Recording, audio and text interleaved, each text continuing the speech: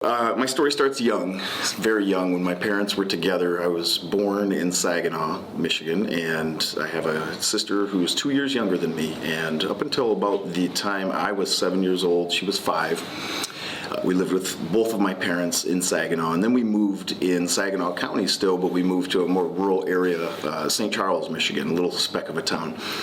And from the time I can remember, from the time I can even conceptualize memory, which it fades in and out because trauma's funny and does funny things, but my father, my biological father, who's now passed, was likely the most addictive and volatile personality that I've ever encountered in my entire life. And I've worked in human services and criminal and juvenile justice and child welfare for 20 years now, and I've worked with addicts and murderers and violent people, and no one has ever scared me more than my biological father.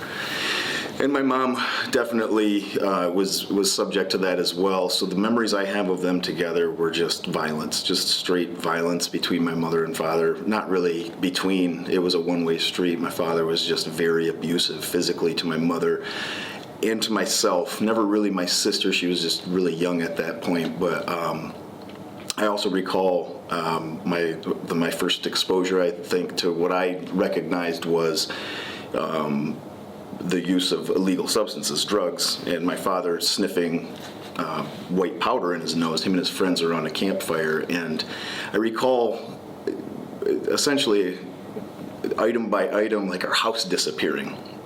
My father used to sell pretty much everything that we owned, or exchange that for drugs or whatever, or to pay some types of debts. But ultimately, that in combination with the physical violence and just some of the other behaviors, infidelity on my father's part multiple times over, led my mother to finally build up the courage to separate from my father.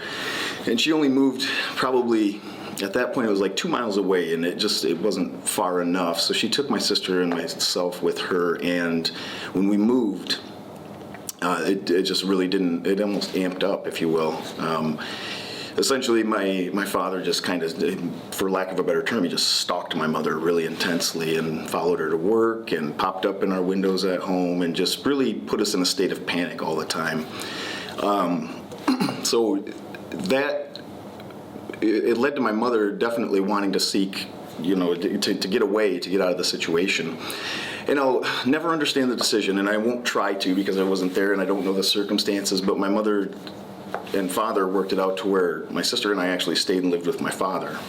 And knowing what I know of him then, and then certainly what I experienced afterward, was I can't comprehend it, being a father myself and working in the field that I work in. It's very tough. But we lived with my father, and that lasted for probably a 2-year span. If I was 7, probably 2 years, to where my sister and I lived with my father. But really, we didn't see a lot of him. We never really saw a lot of my father. He was gone far more than he was home. But he spent a lot of time with various women. He spent a lot of time, I don't know where, to be honest with you, but I do know that we had chores to do, and those were to be done. And if he came home and they weren't done, we were locked in our room for sometimes days at a time. My sister and I both, we shared a wall though, so it was thin enough to where we could still communicate and have a little fun knocking on the walls. But this was back before cell phones and video games and all that, so it was a bare room. It was just us sleeping, and unfortunately having to go to the bathroom in our closets and things like that for what seemed to be, at some points it was days. And he would take extra measures, like put tape recorders outside the rooms or tape over our doors to know if we got out. I eventually found a way out of my window and was able to climb back in and not leave a trace, so I could get some food and some water and stuff like that for my sister and I. But that persisted for a while. And then when he was home, he was just a roller coaster. And that a lot depended on sobriety, a lot depended on circumstances between him and whatever woman or women he was seeing. And it just resulted in me basically raising my sister for a couple years, and we joke about it now because there are school pictures where I attempted to braid her hair and things, and it was just a nightmare, and it looked terrible, but that was me trying to essentially parent my sister. It got really bad, though, to the point where I knew definitely that we weren't going to survive this. Like, something was going to happen, something bad was going to happen to my sister or I or both of us, whether it be the people that were frequenting our house or, getting locked in our rooms or whatever. I convinced my sister that it was probably best for her and her safety that she needs to move immediately. And the reason I didn't move myself is my father planted it really, really firmly in my head back when my mom was still living nearby. Actually, he had stated to me on, it's countless times, countless occasions where he had told me, if you two leave me, my sister and I, you can definitely leave, that's fine, but it's not going to last long because I'm going to find you, I'm going to kill your mom, I'm going to kill your sister and you, and then I'll kill myself, and what did you do? Look at what you did. So watching what he did and watching the propensity he had for that type of violence, I believed every single word, but finally convinced him to allow my sister to go, and if I stayed, would that be okay? And that worked out, so she moved. She moved when she was probably almost 8 or 9 years old, maybe a little younger than that, but nonetheless, I stayed, and it just really, it intensified from there when my father just continued to bring women and strangers into the house and be gone for days at a time. And I'm in middle school, high school at this time. I just bounced from your house for a week to this friend's house for a month to this friend's house for 2 weeks. Sometimes I didn't have a place, and I'd go back to my alleyway or under the Cole Street Bridge, which was near the school. And I never looked the part, and the reason people didn't ask a lot of questions was because I didn't look like that downtrodden kid. I wouldn't allow it. I, first off, excelled in sports, had a ton of friends, had nice clothes, too ashamed, too embarrassed, too terrified to tell anybody. And this is the reason why I was able to kind of stay in this arrangement, because I was never going to go to my mom's, I was never going to tell, I was never going to do any of those things because of what my dad said. I have to protect my family. So by me not saying anything to anybody, I felt for 6 years like that's exactly what I was doing. But also I knew his business, and I knew where all the business supplies were, and I knew I think that this is what kept him from pursuing me, is that if he ever pursued, if he wanted to drag me home, I just need to tell him where the stash is. And because of that, knowing where that was, every week I'd skim $50 to $100 to sometimes $200 off of my dad's money and get myself cleats for sports and buy myself food or save a little bit. And I got a car, and I slept in my car for a long time. I used to park that in service drives at my farmer friends' fields and just sleep in my car if I didn't have a place. And 6 years was it. My saving grace was football got me out. And again,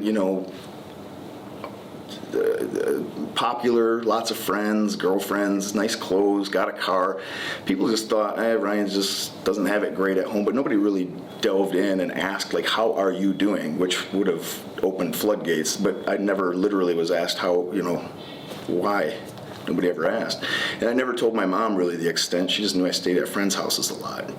She didn't really dive into it, and I wasn't about to tell her either. So football opened up a door for me that allowed me to actually leave the area. So I had a lot of offers from various schools, but one in particular gave me the opportunity to not only get out of that area, but feel like I had enough space in between me and where I grew up to actually escape and maybe be a part of a new life. And so I took that opportunity, which really was the only way I was getting out of that situation. Otherwise, I would have probably just been caught up in this terrible, awful cycle and not known how to get out of it. And again, I had a tremendous emotional hold on me that just wouldn't allow me to advance, unfortunately. So once I got to school and I got involved in athletics, in football in particular, it helped, but you still were in a mindset where ultimately you weren't going to talk about it. Now I'm in the midst of a bunch of football players and stuff, and I'm not going to talk about my feelings and things like that, because at that age, it was very difficult, and certainly in that environment, you just feel like that's just not the thing we talk about. So I just kept that to myself until I sat in one classroom in particular, and it was the most amazing transformative experience of my life, and I can certainly say it was a paradigm shift, where I sat in an auditorium style class, and it was a marriage and family studies class. And it was, because I was an athlete, I had to sit in the front row and pay attention and stay awake and all that stuff. But it was Ryan and 79 females. And so I was feeling good about my odds. And then until this handsome, young, charismatic professor walks in, and he's a dear friend now. Back then I didn't like him because he made all the attention go from the one guy to the other guy, and but he literally changed my life in 1 hour, 1.5 hours, however long the class was, when he started talking about his role as a man and as a father, a husband, and a community member, and a friend, and all the things. And I can't, and I've struggled for 20 years, because I've had 20 years to think about this, but I've never been able to adequately describe what happened to me in that moment, other than to say my paradigm shifted. And as I listened to him talk, I listened to a man speak in a way I've never heard a man speak in my life. I've never heard a man say it was okay to have this tender, compassionate heart and have a heart for helping and supporting each other, and all the things that he was saying. And I found myself with just water streaming out of my eyes. Not your typical ugly cry where you can tell you're crying, but there's water falling out of my eyes. And when I caught it eventually, I'm embarrassed, so I put my head down for the rest of the class, but I listened to every single word he said. And he came up to me afterward, and he asked me if I was okay, and I said, I'm great, actually. I've just never heard a man talk like that. I've never heard somebody speak with such love in their voice, and that was just something I didn't know it existed. So when people talk about the college experience, I got it in my first class, but it wasn't the college experience, it was a life experience. I learned it's okay to be me. But in the now, I had some adjustment to do, and I had a lot of trauma behind me, and I had a lot of reconciling with who I was. So I ended up leaving the football team ultimately a while after that, just because I wasn't on scholarship anymore and had to, live, so had to get a job and concentrate on school. But then I got a job, or I got an internship at the Department of Health and Human Services, working with this place called, or this service called Child Protective Services, which I'd never even heard of that when I was a kid growing up, amazingly enough, and found out that I wasn't alone. I wasn't alone. People have been living life just like me. And now I'm in a position where I have this opportunity to make a career out of this. This professor changed my mind also on what it meant to be strong. And to be strong is to allow yourself to be helped. And I needed help really bad. I needed help not only to become the man that I had been for a decade plus, but I wasn't capable of showing that. I was too scared of how people would perceive me, and would I still be Mr. Football hero guy, and what would my teammates and people think of me if I actually showed my true colors. So I was uncomfortable in my own skin. So I needed to find a place to continue to nurture that and to be okay with being me. And obviously to process through a tremendous amount of trauma. So actually in college I started going to individual counseling, and I got myself on an anti-anxiety, antidepressant medication, which both, in the combination of both, just even further, just lifted me to a point where I thought I would never find myself out of the emotional or physical pit that I had found myself in through the first half, or through the younger portion of my life. Prior to coming to college and prior to seeking help, I had authored no less than a dozen suicide notes. And I had a big, really intricate plan that as soon as I could get a hold of a firearm from one of my friends' houses, I was going to take. It was right before our state championship game in high school, and I had a semifinal medal that we had got, and my plan was to one night take myself out to the 50-yard line and write a note to the town and basically say, because nobody asked me, they just want to know how many touchdowns I was going to score and how many yards I ran for and what college am I going to go play at. Nobody asked me about me, the human, so I felt ignored, unseen, totally dehumanized and worthless as a human. I only felt like a uniform, a football player. I felt like a living, breathing, just touchdown is what they saw me as, and that was unfortunate. But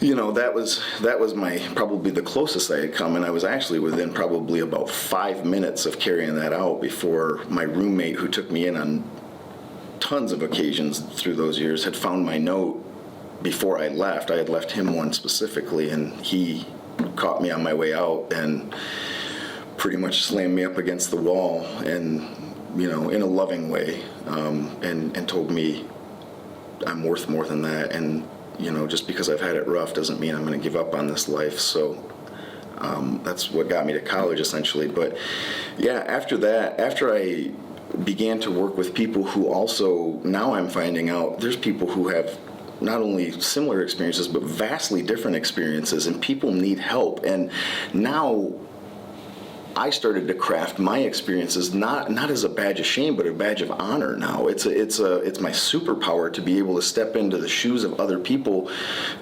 or similar, maybe stand alongside them. I'm not them, and their experiences are their own. But now I can say I've been in that area and I felt similar feelings. So let's talk about how we turn this around and empower you rather than to have you feel shame any further, and to connect them with services, whether it be counseling or education or employment, medication, all those things that I needed desperately to change my life. Otherwise, I wouldn't be sitting here talking at this very moment. I just wouldn't.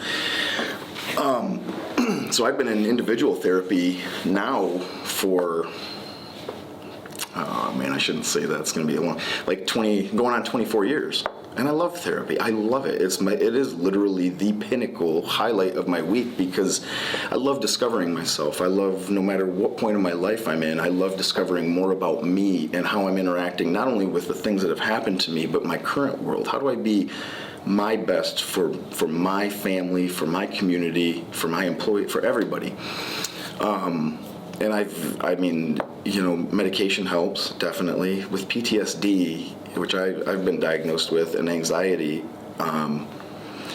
unfortunately, a lot of the symptoms, they're not conducive to being productive, and they're not conducive to attention. So I've learned, not only through, counseling, but PTSD symptoms mimic ADHD symptoms, and that explained a lot to me. So I learned something about myself, and it's an awesome journey of self-discovery that it lights me up every single week, and I can't say enough good about it. And so much so that I'm actually in a graduate program right now for my second master's degree. This one will be in clinical mental health counseling. So, one day when I decide to retire and I got to slow down a little bit, maybe I'll take that up now as a part-time career endeavor. That's the hope anyway.